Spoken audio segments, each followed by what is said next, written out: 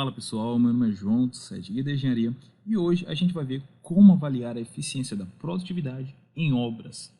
Então, para começar com uma contextualizaçãozinha básica, tá certo? Ah, essa preocupação com a melhoria tanto da produtividade como da qualidade, principalmente na área industrial ou na área da construção civil, ela tem sido uma constante, tanto em países desenvolvidos e principalmente em países em processo de desenvolvimento. E isso, né, essa situação, ela advém do fato de que os países e as empresas eles têm adquirido cada vez mais a consciência de que a melhoria da produtividade se constitui em um meio, em um atalho eficiente para o progresso e crescimento econômico, né? Porque assim, uma vez que a gente tem uma melhor produtividade, isso significa que a gente tem um melhor aproveitamento de recursos na produção de bens e serviços necessários à comunidade, tá certo? Então, o que os gerentes de obras e os responsáveis pela sala técnica precisam hoje em canteiro de obra é de bancos de dados de produtividade. E olha só que termo interessante, tá, pessoal? Eu falei banco de dados. Isso é diferente de bando de dados. Por quê? Porque existem empresas que possuem indicadores, mas não trabalham em cima desses indicadores para o seu próprio benefício, certo? Então, é importante que vocês entendam o que eu vou falar aqui hoje, para que vocês possam aplicar os indicadores e planejarem, programarem suas obras, certo? Em cima desses indicadores que eu vou falar hoje. Então, olha só, começando com o que o professor Dória fala, né? Se um dos objetivos do planejamento é minimizar as incertezas da obra, é preciso um mecanismo de apropriação de dados de campo que permita ao gerente avaliar se seu planejamento está sendo frutífero ou se é melhor replanejar a obra. Estou continuando aqui, né? Conceitua-se produtividade como a relação entre os recursos utilizados na produção e o resultado produzido. Tal relação representa a eficiência do processo de produção. Então, basicamente, né, produtividade diz respeito à eficiência que a gente utiliza, né, ao esforço que a gente utiliza para transformar as entradas em saídas. Ou seja, nós temos um esforço empregado no trabalho, passamos por um processo de eficiência e, ao final, nós teremos o nosso produto, tá certo? Uma observação, né? No que diz respeito aos materiais e componentes, não é comum utilizar o termo produtividade para expressar a eficiência na transformação dos materiais em produtos de construção civil, e sim o termo consumo unitário, que expressa a quantidade de materiais utilizados por unidade de serviço, como por exemplo, né, o quilo de aço por metro cúbico de estrutura, ou por área de construção, que seria, por exemplo, também o metro cúbico de concreto por metro quadrado de pavimento tipo. Então, assim, para avaliar a eficiência de um processo, a gente faz esse levantamento das entradas e das saídas durante o processo de produção, permitindo a sua avaliação de maneira objetiva. Então, lembrando, nós temos entrada, certo? E o esforço necessário para transformar essa entrada em saídas, que a gente vai transformar em um índice de produtividade. Então, a essa razão entre entradas e saídas, a gente dá o nome de índice de produtividade.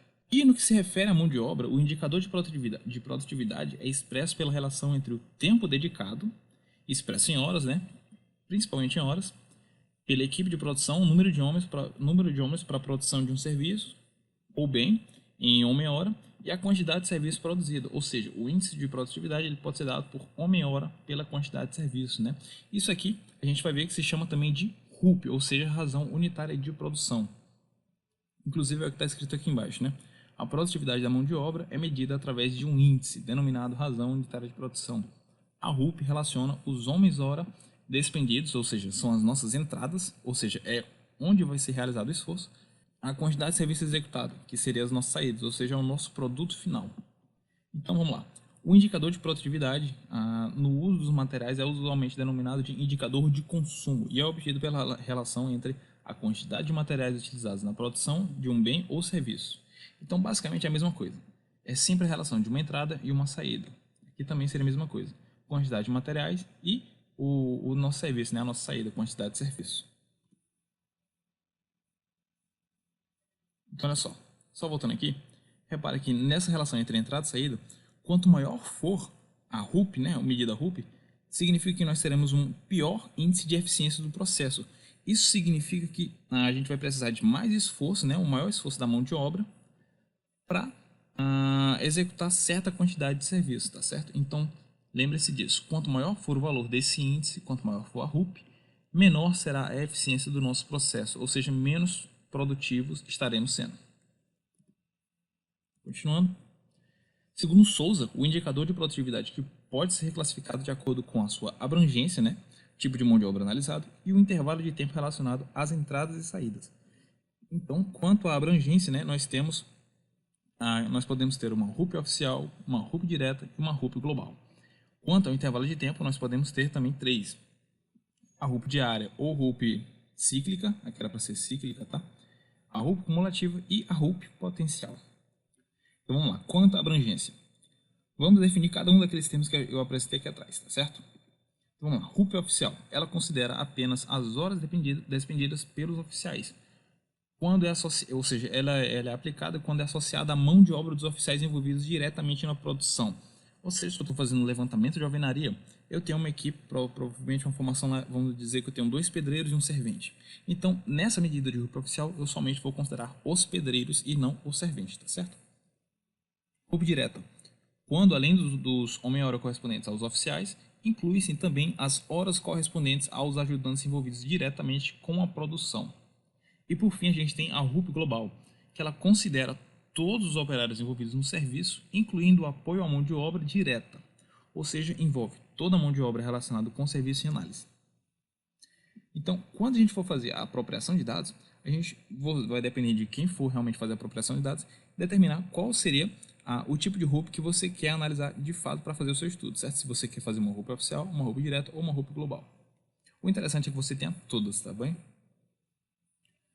Agora, quanto ao intervalo de tempo, a RUP pode ser considerada como diária ou cíclica. A diária, né, ela representa a produtividade diária dos envolvidos no processo, ou seja, é a análise, é a coleta de dados feita dia a dia após dia. Ainda, né, pode ser adotada quando o serviço possui ciclos de produção bem definidos, ou seja, a cada pavimento ou a cada semana. Nesses casos, a medição ela não vai ser feita dia a dia, mas ela vai ser feita a cada ciclo, ou seja, a cada produção. No caso aqui, ó, a cada pavimento, a gente vai fazendo um ciclo e anotando, fazendo a medição de produtividade. Ou mesmo caso, né, a gente pode fazer a cada 7 dias uma medição do que foi produzido por uma determinada equipe a cada semana. O cumulativo, né, nada mais é do que a produtividade acumulada durante um período de tempo, ou seja, seria a produtividade diária ou cíclica acumulada ao longo do tempo, representando, né, refletindo tudo que foi produzido desde o início da obra.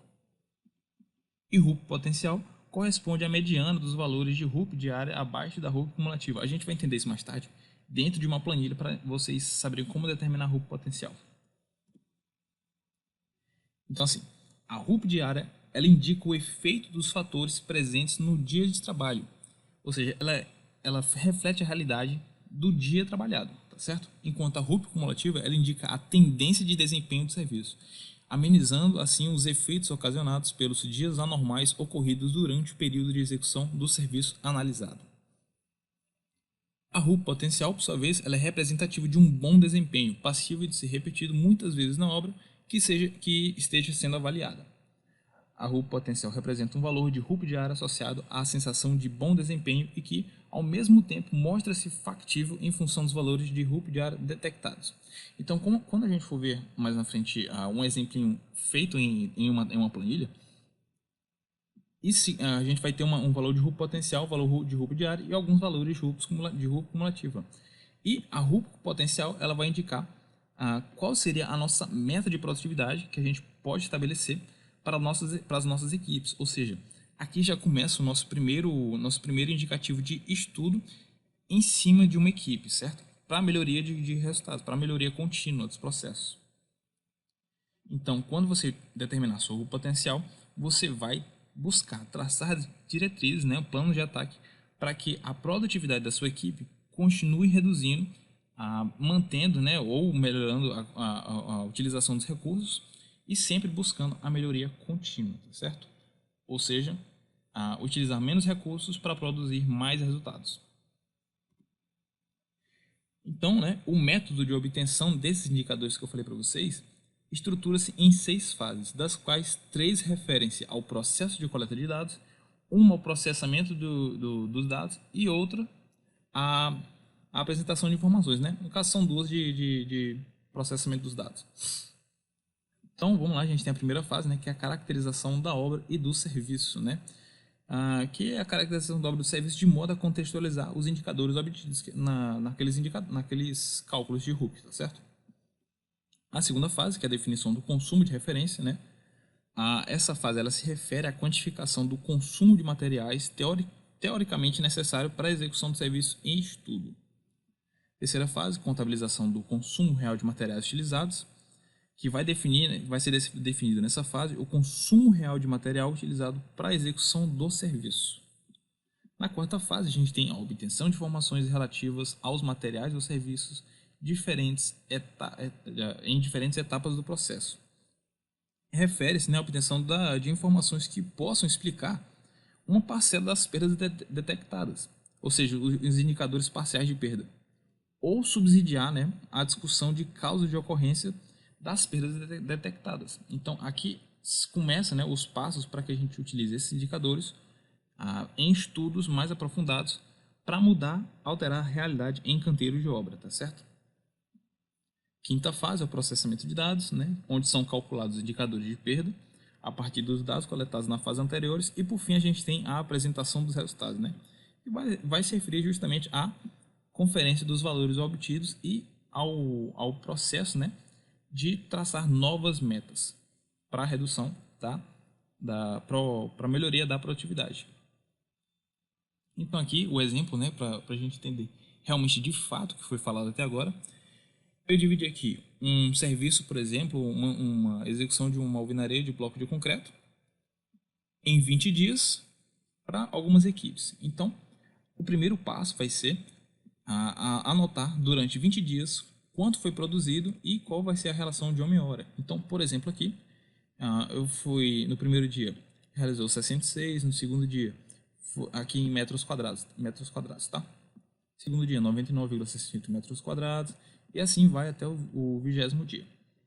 E aqui a gente fez análise, né, do homem-hora, ou seja, quantidade de pessoas, por exemplo, se for uma RUP direta, quantidade de pedreiros vezes a quantidade de horas trabalhadas, tá certo? Naquele serviço.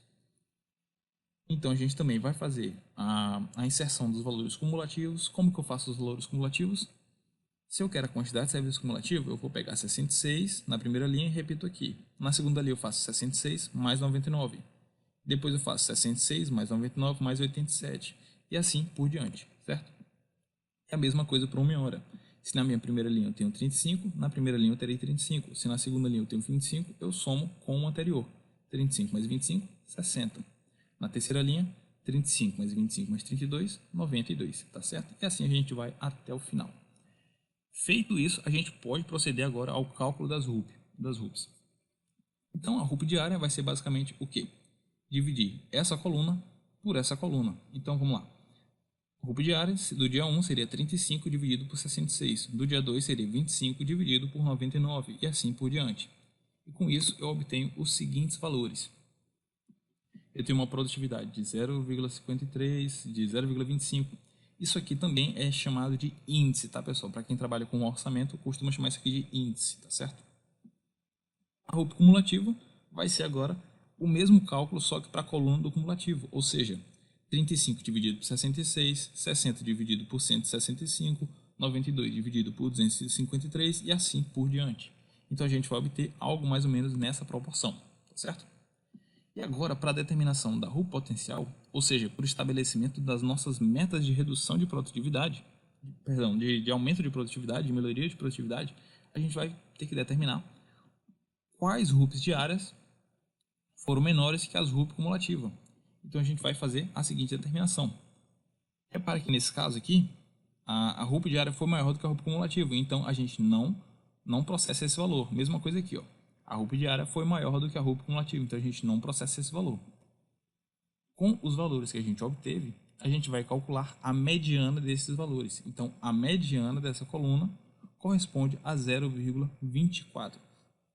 Ou seja, à medida que eu for fazendo a anotação desses dados aqui em campo, eu vou também anotar as motivações que levaram a esses dados, a essas produções. Por exemplo, se a produtividade foi muito ruim, eu vou anotar por que ela foi ruim. Por exemplo, ocorreu uma chuva, faltou material, faltou energia, certo? Isso tudo vai influenciar no meu processo decisório. Então, feito isso aqui, a gente pode proceder, né, a uma análise gráfica. Então, aqui é o mesmo gráfico, é o gráfico desses valores apresentados aqui, tá certo? Então, a gente tem a nossa série 1, que seria a nossa roupa diária, os valores da roupa diária, a gente tem a roupa cumulativa e a gente tem a nossa linha de meta, que seria a roupa potencial, certo? Então, assim, por enquanto eu vou deixar esse assunto por aqui. E se vocês tiverem mais dúvidas ou quiserem outros assuntos relacionados à melhoria de produtividade em canteiro de obras, por favor, deixe no comentário que eu vou gostar, tá certo? Grande abraço!